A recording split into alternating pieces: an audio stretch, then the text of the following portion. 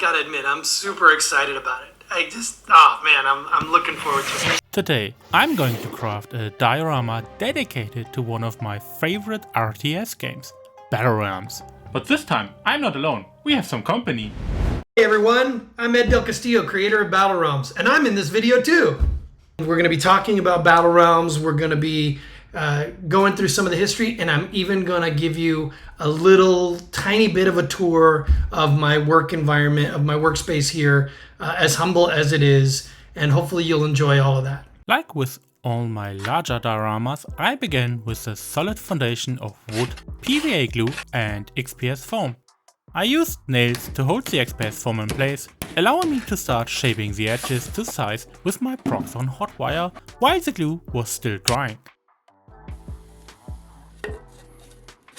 I love how everything starts with a blank canvas and will now evolve into something more.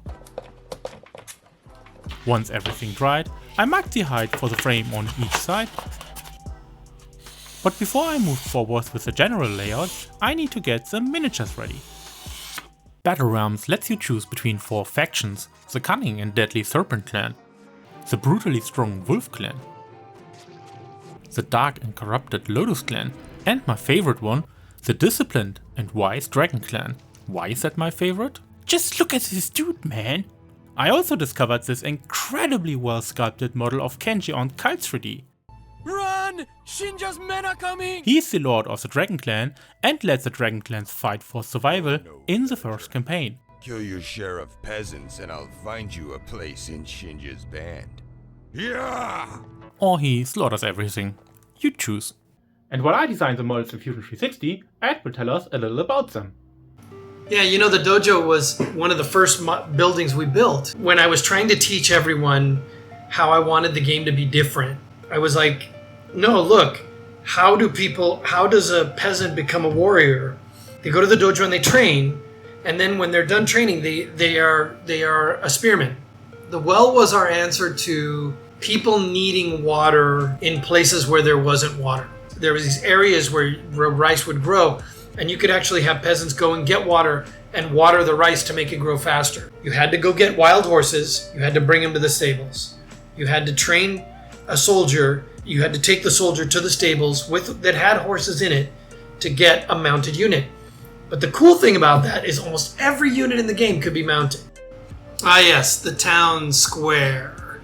So these were mid to late game buildings in order to allow you to increase your productivity across the board, population-wise, with rice and water. And watchtowers were kind of an evolution to provide some form of defense, but at the same time to not create a barrier to movement. I want Battle Realms to be a mobile game. Peasant Hut. You start producing peasant at a growth rate that we had, and that growth rate was logarithmic. The more population you have, the slower the babies would be born.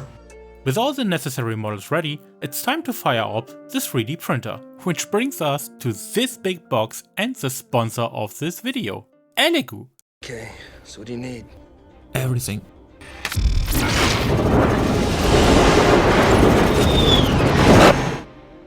No one has ever done anything like this. That's why it's going to work.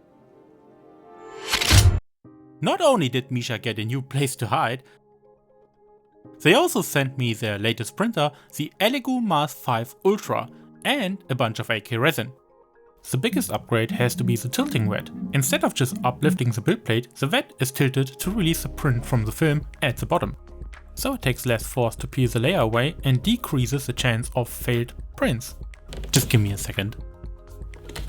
So I loaded my supported models into a Cheeto box, sliced them all and dropped them directly into the printer. And because of this neat built-in camera, I can now get a time-lapse while printing too. Awesome! I continued to remove the supports, washed the model with a new resin detergent, and cured them shortly afterwards with the Mercury XS Cure and Wash model, which they provided also, without any strings attached. I had an absolute blast using these machines and will continue to use them in my future videos too. You will find some non-affiliate links in the video description if you are interested. You can get all the digital models on Cult3D and Patreon. Links in the video description. Now let's compare them to the original game models.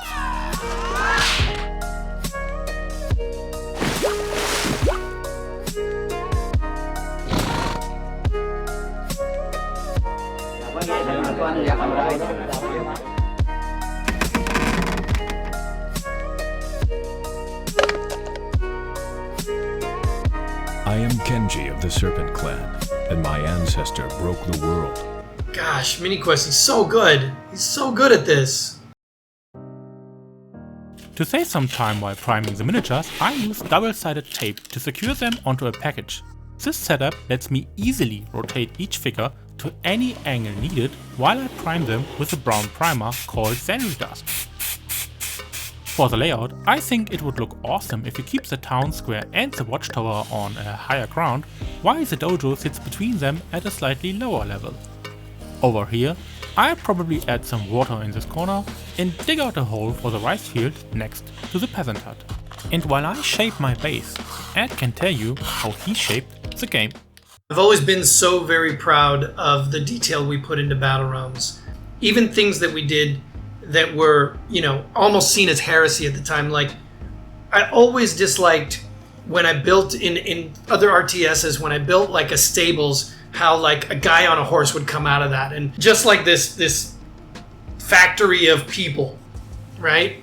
And so, Battle Realms from the very beginning was very, very different. It's like we had these peasant huts, and these peasant huts had a birth rate, and the birth rate would spawn peasants, and the peasants had to go and train in the dojo or in the archery range, or they had to go and train in a building to become a military unit, and multiple layers of training would result in multiple layers of ability. There were so many really cool and really great moments. That, for me, is what the core of Battle Realms is about. Man, I had no idea. That sounds pretty amazing. A lot of this base building reminds me of my Warcraft 3 crafting process, just like the game itself. Coincidence? So when Battle Realms came out, Warcraft 3 was still in production. And they kind of bought up all the copies that were available down by their headquarters in Irvine. And they played the game, and they decided that our game was going to be better than what they were building. And so I don't want to say they went back to the drawing board, but they reevaluated the entirety of Warcraft 3, and that's what led to Heroes in Warcraft 3. So in many ways, Battle Realm was the father of Warcraft 3, which led to being the father of Dota, Defense of the Ancient, which led to Riot's League of Legends. So in many ways that, I feel blessed that was the case. And by the way, that story's been corroborated numerous times by people very high up in the Blizzard organization. Thank you. You have no idea. You guys really don't understand how powerful it is that and moving it is that you guys still enjoy, love, have so many good memories about and play Battle Realms. So guys, if you want to revisit the game and the glory days of the RTS genre, or step into it for the first time, this is your chance. You can get Battle Realms the Zen Edition for under $10 on Steam right now. So we finished the shaping process with a lot of cutting, adding sand and dirt, as well as painting the base. Let's continue by adding some terrain. I loaded up my self-made static grass applicator, which I built following a tutorial by Luke Town. Then I added a bunch of PVA glue on all the places where I want the static grass to be, turned on the static grass applicator, and spread the grass all over the place.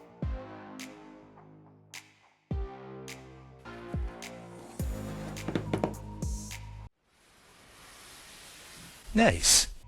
Next, I added some jungle tufts to the rice field for a more natural feel. I placed a few brown tufts near the water and scattered some colorful flowers around the base. The main resources in Battle Realms are water, rice and horses. And we still need to add some water.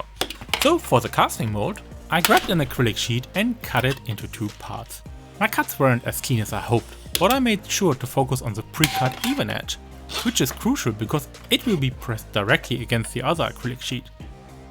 I applied some silicone around the edges and pressed the acrylic sheets together. Then I proceeded to see the acrylic sheet all around for maximum failure reduction and let it dry for 2 days straight. For an impatient guy like me, that's actually the hardest part. To further prevent any epoxy leaks, I mixed up some fast curing resin and poured in a small amount to seal everything off. The next day, I returned with a slow reacting resin mix and poured in our final layer.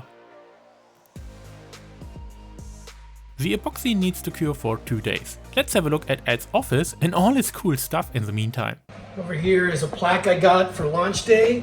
It launched on November 8th, 2001. Hard to believe, almost, like 20 plus years ago. This over here on the side of my office is what I call my kind of box resume. This was all the products I worked on in the early days. For those of you who are real Battle Realms fans, you might recognize this as the Druidess' staff. We also built the prop of the sword from the logo. Something else I didn't want you to miss was this huge prop that we did. Give me a second. Lots of different concepts here. Even included some things that never saw the light of day, like the Wolf Clan Ninja and buildings as well. Just wanted to share that with you. That gives you a little look into my daily workspace. Back at my little workspace, I'm happy to report that for the first time, I had no casting mode failures or resin leaks at all. I carefully pulled off the sheets and removed the silicone. However, while doing that, I accidentally ripped off some parts of the XPath foam. So I had to repaint those black. I headed down to the basement to cut some edges for our frame. After getting the pieces to size, I glued them together and then primed the entire thing black. Every diorama looks better with the frame. It also serves as a little protection and makes it easier to display. Plus, it enhances the overall presentation by at least 4 sacks of rice. I emailed Ed with new ideas for a different clan, and he was nice enough to personally respond and thank me, even though my ideas were probably crap. LOL. Oh, okay. Well, I try to answer everybody who writes me, man. I appreciate you sending some ideas my way, and I hope that we use the good ones, and thank you. Thank you for that. Since the day I saw Jordycraft's fantastic tree tutorial, I've wanted to make a cherry blossom tree myself. And today, we're going to give it a shot. I started by clipping a lot of wire into pieces of the same length. At first, I tried to twist them manually, but then I said forget this and did it the right way. I rearranged some wires at the top to make it look more like a tree. Now that the frame is done, I grabbed some milliput and green stuff, mixing them separately and then together, just like the modern synthesis taught me. I applied the green stuff milliput mix onto our wireframe, did a quick height check with the tower, and then started sculpting some tree bark with a variety of sculpting tools. Once that was done, I popped it in the oven for 50 minutes, sculpted some roots, and added superglue along with clump foliage, provided by my buddy Sam. I added a layer of PVA to prevent it from crumbling, drilled some holes into our tree, added more wires, and sculpted a few additional branches. I repeated the previous steps and then primed the whole thing with a dark reddish brown color. I painted the tree trunk with dark brown contrast paint, washed it with some Nuln oil, and dry brushed a variety of brighter brown colors on top. For the final step, I applied another round of PVA glue on the clump foliage and sprinkled some pink stuff on it multiple times. After cutting off the wire from the bottom, I secured the tree onto our base with superglue. A little more PVA and some extra pink stuff on the ground will add even more variety. Mega Galactic Area 2. Thank you so much for that. That's, I never get tired of the positive fan mail. It just, Battle Realms was such a an amazing time in my life, and it still is my favorite project to have worked on, and the most meaningful project that I worked on. So thank you for that. And finally, we can return to our models. The good thing about these models and their color scheme is that it's basically the same for every unit, which means I can paint them quickly. But the downside is, well, it's basically the same for every unit, so I'll be doing the same thing over and over again. Generally, I used some contrast paints and washes for the first layer of colors on the wooden parts, roofs and ground. After that, I dry brushed the whole thing and added some details, like painting a few stones in different colors and doing some edge highlighting. Now let me finish the rest, real quick.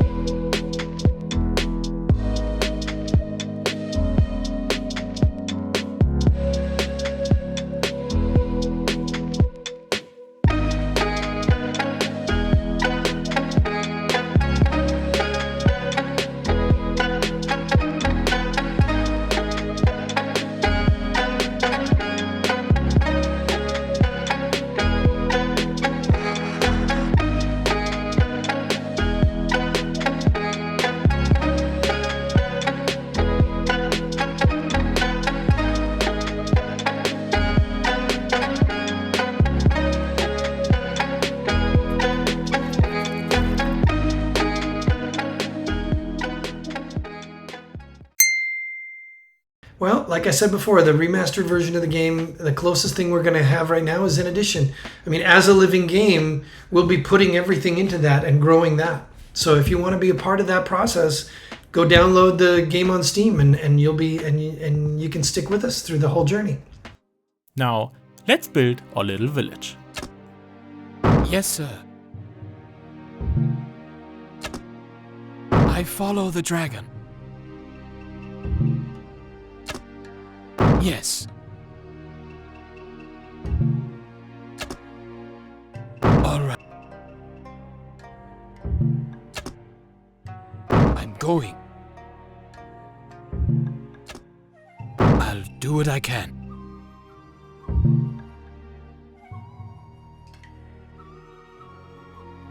You know who I am.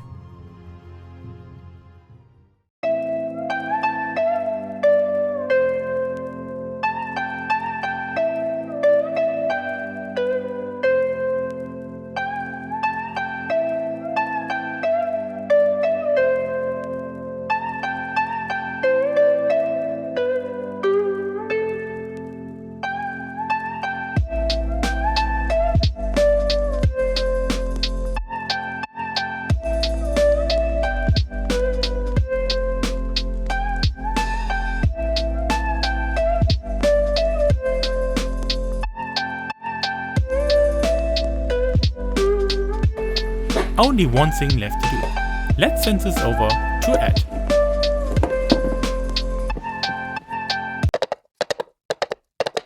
I just got a notification that says somebody rung the doorbell. I'm going to walk out there and see if the package arrived.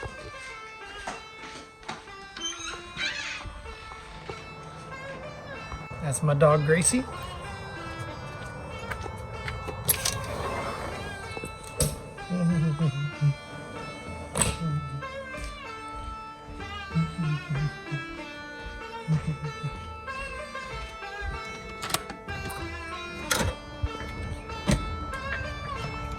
Hey, there it is.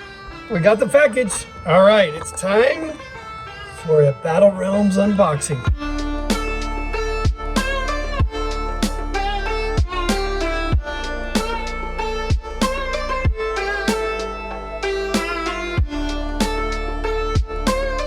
Look at this.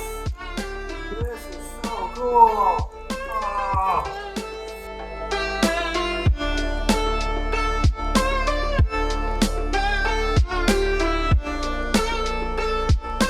The detail on this. Look how crazy this is. Look how much effort he has put into painting this. Look at the stones. He even drew hay in the stalls. Guys, I am speechless. Sergey, thank you so much for doing this.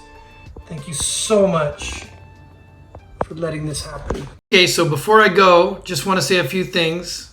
You'll notice there's Sergey's work. There's MiniQuest 64, centerpiece of my office for the foreseeable future. You know, I say it a lot, and I hope it still means something, but I'm speechless. It's work like this. It's care and that fan love is what keeps me going. It's what keeps Battle Realms going. It's what keeps it on Steam. Sergey, you are a master at your craft. It is amazing, and all of you people watching this, if you want to see a master at work, you know, Sergey's it, man. You gotta look. I'm so thankful. I'm so thankful that I got to be a part of this. Thank you so much. Last but not least, I want to thank Sergey's partner, because I know that this kind of work takes a lot of dedication, and it doesn't happen if you don't have the support of your partner. So thank you so much for supporting Sergey's work. It really is beautiful, and the fact that you allow it to happen, the fact that you support it happening, is wonderful as well. All right, now everybody watching this, don't forget, like, subscribe, and hit the notification bell so that you can get more of what Sergey and MiniQuest 64 are doing. This is really cool stuff. Don't miss any of his next builds.